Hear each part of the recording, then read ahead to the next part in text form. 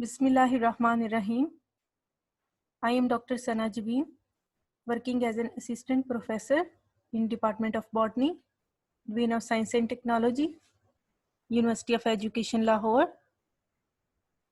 This is the 21st lecture of the course Mycology and Plant Pathology, and this lecture is about Astilaginales.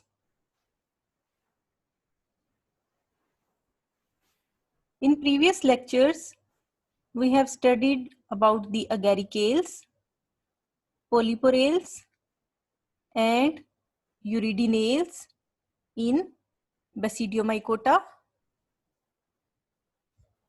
In this lecture, we will focus on another order, that is Astilaginales, and this order is also lies in the phylum Basidiomycota. Let's start with its classification scheme. Astilaginales belongs to kingdom fungi, division Basidiomycota, and the subdivision is Astilaginomycotina. The class is Astilaginomycetes, and the order which we are going to describe in detail is the uridinales. First, we will see its introduction and general characters. This order includes 9 families, 53 genera represented by 905 species. And these records are up till 2019. Organisms in Astilaginales are commonly called smut fungi. The word smut describes the fungus or the symptoms of a particular group of plant diseases in which loose masses or the sori of dark spores are produced in infected plant organs. Leaves, stems, flowers, and seeds of grasses are frequently attacked by these organisms. Moreover, they also infects the other herbaceous plants. Ecologically, these organisms are obligate plant pathogens. That is, most of them do not survive in the lab conditions. Some species are found in free-living saprotrophic yeast phase. And this yeast phase can be grown in an artificial medium. Members of the Astilaginales can be distinguished from the Puccineales. We have previously studied in detail. And the difference between these two orders is the Hastoria. These Hastoria are either altogether absent or if present, they take the shape of the simple intracellular hyphae or the hyphal extensions, which invaginate the host cell membrane, but they are not differentiated into a narrow neck and the wider hostorial body. So these are not specialized Hastoria, but they are just the simple form of hyphae which grow intracellularly in the host cell. The septa either lack perforations or contain simple pores or the dolipores. These are the swollen septa, and it is the characteristic feature of the Basidiomycota. And these septa are similar to those in the Uridiniomycetes in lacking parenthyosomes, also called the septal pore caps. So sometimes where the dolipore septum is present, there is a covering around the septum which is known as the parenthosome, and this covering bears the perforations, and from these perforations the contents of one cell transferred from the other cell clamp connections are not usually found in this group. The Basidia of smut fungi produce numerous basidiospores, whereas those of the rust fungi usually produce only 4. So this is another difference from the Eurydianales. Life cycle of this order is dimorphic, means that they have 2 phases in their life cycle.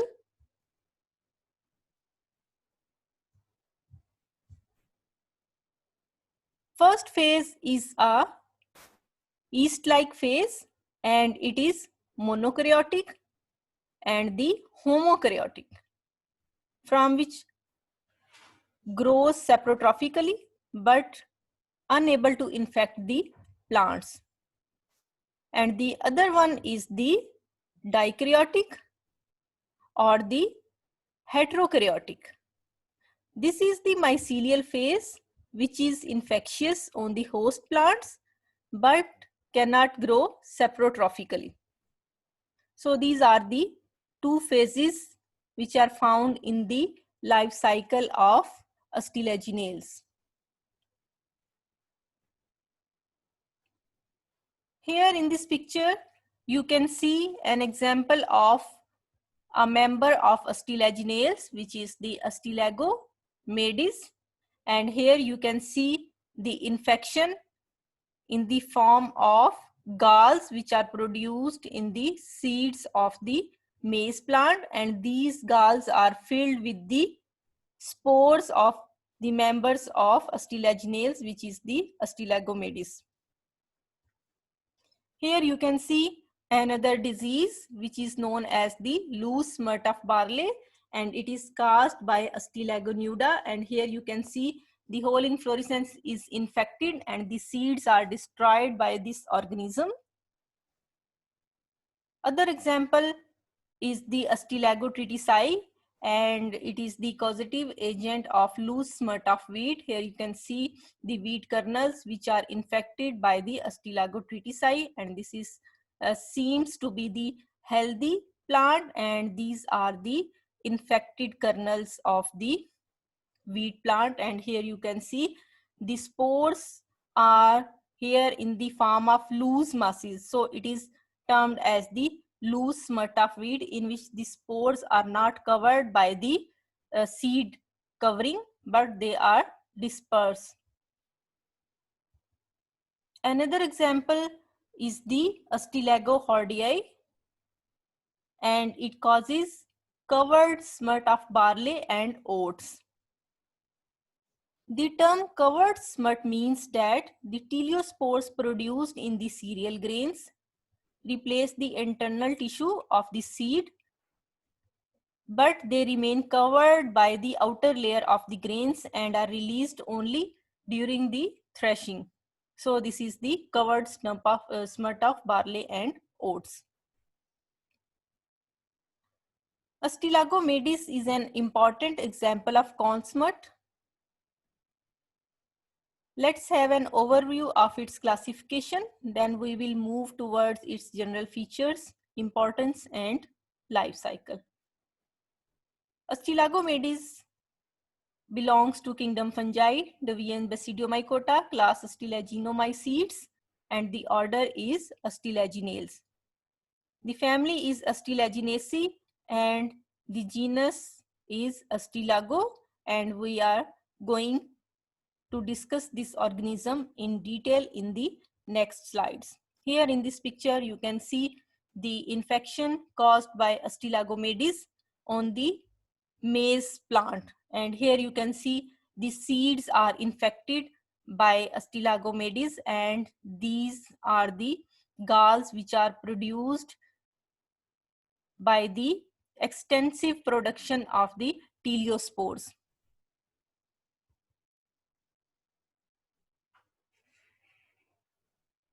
The species is the cause of corn smut and is by far the most thoroughly researched member of the Astilaginomycetes. It is also important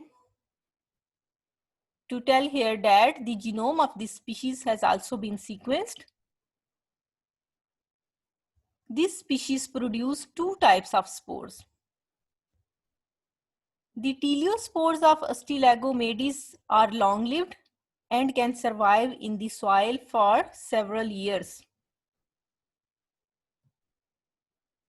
These spores are dikaryotic and give rise to the dikaryotic hyphae, resulting from the fusion of the haploid sporidia can infect any above ground tissue of its host.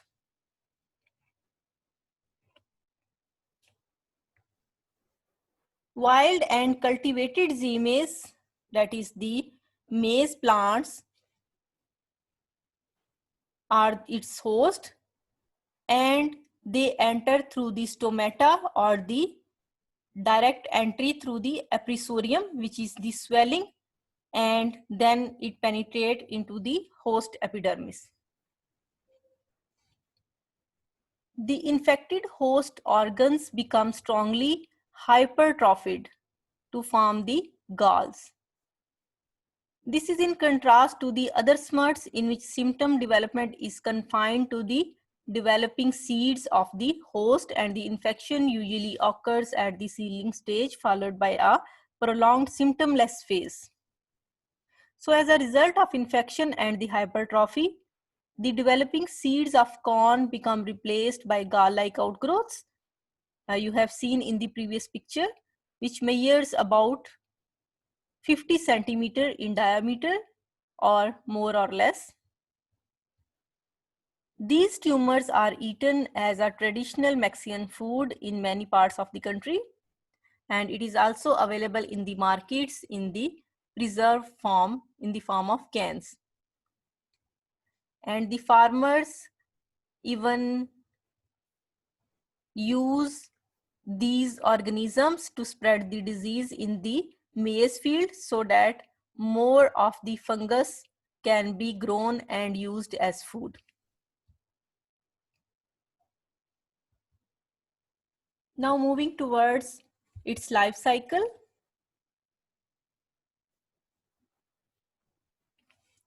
Here you can see the teliospores are formed in the galls developing from the dikaryotic hyphae, and then karyogamy occurs. Means that two opposite strains of the nuclei combine and form a zygote. And after the formation of zygote, here you can see meiosis takes place. As a result, 4 haploid nuclei are formed, and these haploid nuclei are not identical. 2 are of same types, and here you can see 2 are of same types, which represents the genetic variation between these nuclei.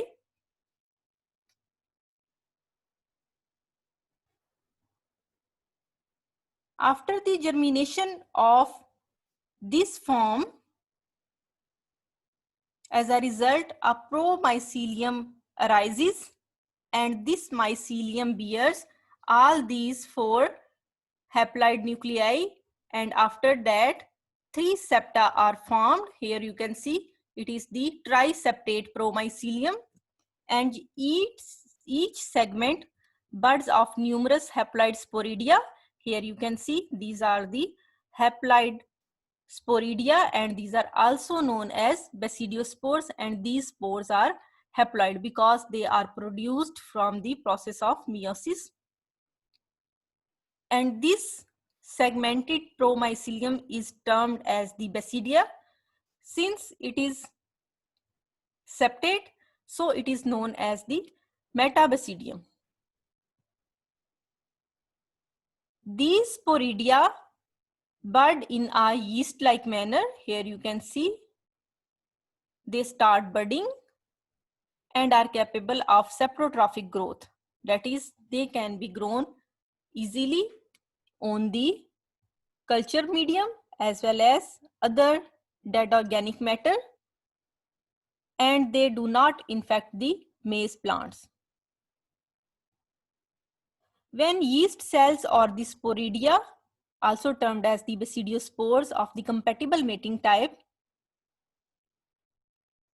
germinate and then they meet. Here you can see this is one mating type and this is other mating type represented by the dark and unfilled circles. When these sporidia germinate, they form a new type of mycelium if they are compatible. Then plasmogamy takes place. After plasmogamy, they give rise to a new type of mycelium, which is the dikaryotic. So here you can see a dikaryotic hypha, which is infectious on the maize. This dikaryotic mycelium then infect the plant and it enters into the host plant by the formation of aprisoria, or it may directly enter into the plant through the stomata.